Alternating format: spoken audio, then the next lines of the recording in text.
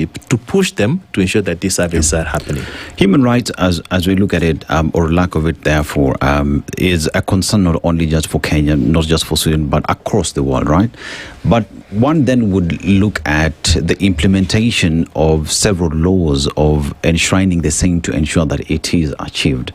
Where am I going with this? I'm going with this in terms of where you sit in terms of the project that has been there and seeing the gap that exists and investing in the same.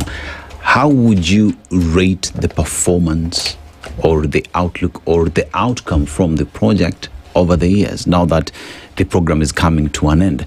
How would you rate it? Have you achieved that which you set out to achieve? From my perspective, I think that we have seen impressive results during the 10 years that we have supported this program. We have seen a strengthened civil society, we have seen the more informed citizens, we have seen improved collaboration, as we talked about before. We have seen a greater inclusion of vulnerable groups that were not there before.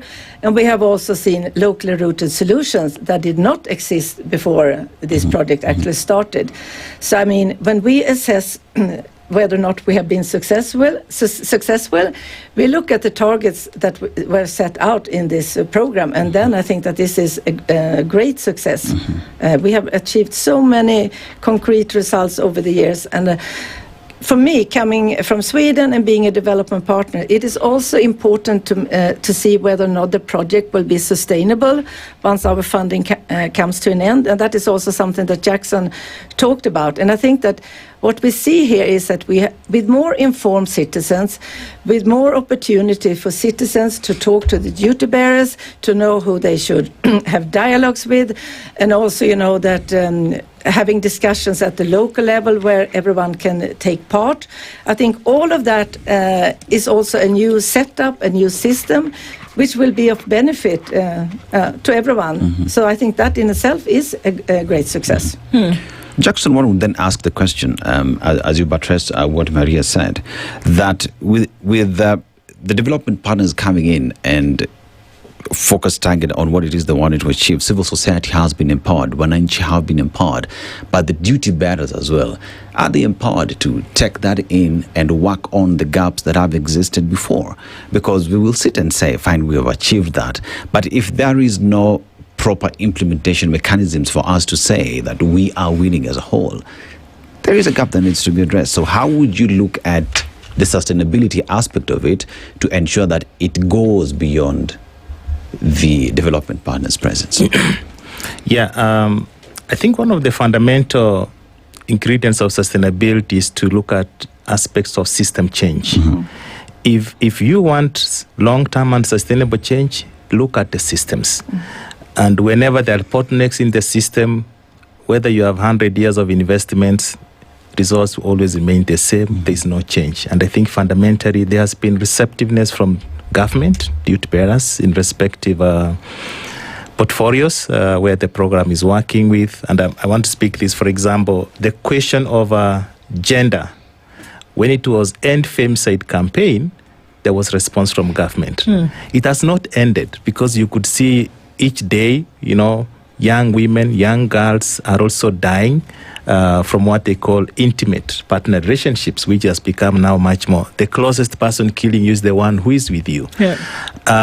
What did the government do? The government responded to ensure that systems are in place to protect, you know, putting in channels where you can reach out, free calls to ensure that issues of response are handled, and we see what the government is doing. If you talk about the question of the care economy, for example, now we have a national care economy policy, right? So when you embed changes in the systems with relevant policies and ensure that those policies are implemented, then you can actually say the investment done by the Swedish government and other development funders have also created impact. But that also largely depends on also the political goodwill of the country. You know, you can have very good policies, systems change. You have a regime now that implements these changes. You don't know what the next will do, and that's where the role of civil society will continuously keep checking. This is what's in place. Can you implement, and we see the changes for our citizens in this country? But as I put that, I also wanted to add to what Marie said. How do they see change from their lens? and from our lens as well. So one of the greatest change I've seen is the growth of organizations that were community-based organizations that without systems and structures. Their officials is the chairperson, treasurer, and secretary. They have grown into an organization that is led by an executive director or a CEO, whichever title, but they have also gone beyond Kenya borders. So that tells you that catalytic support that the program trusted with this person without systems has created a significant change. But also the funding has been so catalytic because this program for 10 years has given path to about 4 new programs. So that tells you when you trust the system, you trust processes, and you invest, you can actually see that long-term change.